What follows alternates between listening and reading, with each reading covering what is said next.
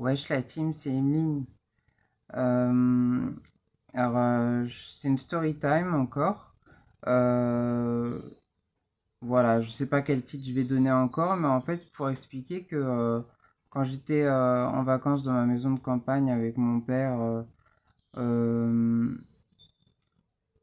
voilà, en province, dans le sud, il y avait un voisin, un ancien restaurateur, beaucoup plus âgé que moi, hein, que j'ai connu quand j'étais enfant, mais qui a assumé pas son homosexualité et qu'il a assumé qu'à 39 ans. Il est tombé dans la débauche.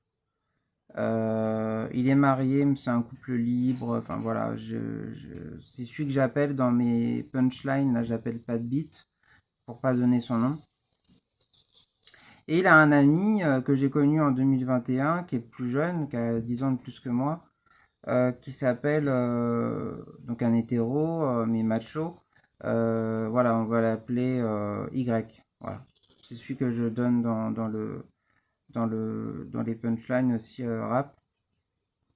C'est des amis de ma sœur de Gironde dont j'ai parlé aussi dans un rap là, dans un trap plutôt festif.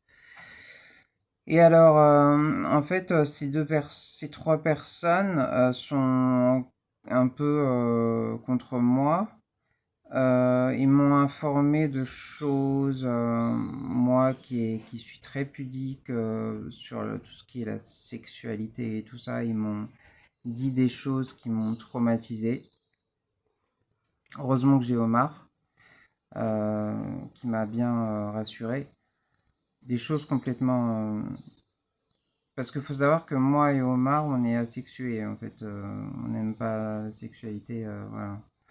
Donc voilà, c'était parce que je voulais être rassuré. Et, voilà. Mais bon, la sexualité n'est pas mauvaise, contrairement à eux qui faisaient de la débauche. Genre pas ma soeur, hein, mais le couple libre, homo, et c'est pour... Je suis homophobe. Je suis homophobe, clairement, je l'avoue, je l'assume.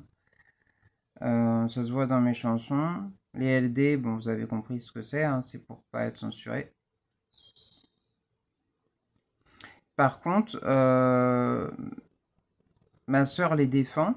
Et alors, ce macho d'hétéro, bah, en fait, il- voilà, comme j'ai dit dans une chanson, dans l'album Princesse R&B, je crois, ou je sais plus, où j'ai les cheveux roses longs. Euh, Wesh, il a dit des choses, enfin voilà, il y a eu un clash, j'avais des angoisses, il me disait faut te faire violence, moi j'aimais, voilà, donc voilà ça aussi. T'avais qu'à pas venir si t'aimais pas entendre parler de sexualité, parce qu'il faut savoir que c'est des discussions, mais vraiment affreuses, affreuses. Voilà, le mec par exemple, le pas de bite là, et comme son mec, ils font la domination-soumission, c'est une immondice totale, moi je suis musulmane, c'est pas possible. La sexualité, d'accord, mais pas la domination-soumission, c'est de la fornication, Inch'Allah. Enfin, ouais, je crois. Et puis, Omar supporte pas, hein. Il m'a rassuré là-dessus, voilà. Et c'est pas pour ça que je suis asexué, moi, c'est plus parce que j'ai peur de la sexualité et j'ai des a priori, j'ai des traumatismes, voilà. Et bah, en fait, ce voisin hétéro, il, voilà, il voulait voir mon père une fois, il me dit ouais, mais tu sais, si tu veux pas, Emeline, t'as qu'à pas assister au repas, et puis voilà. Alors que j'étais en pleine crise d'angoisse, je n'ai tout cassé, etc. Et c'était en 2024. Et il y a eu un clash, je lui ai répondu par audio, parce que je suis assez timide malgré mes punchlines en rap, et puis voilà, ça s'est clashé comme ça, et puis j'ai dit des choses mauvaises sur lui que ma soeur lui a répété. Et puis il m'a re-agressé encore. Puis là, du coup, c'est fini, quoi. Enfin, voilà, quoi. Voilà et puis l'hétéro, il est aussi bien misogyne et bien. Ce mec, Y, là, est bien pervers aussi, hein.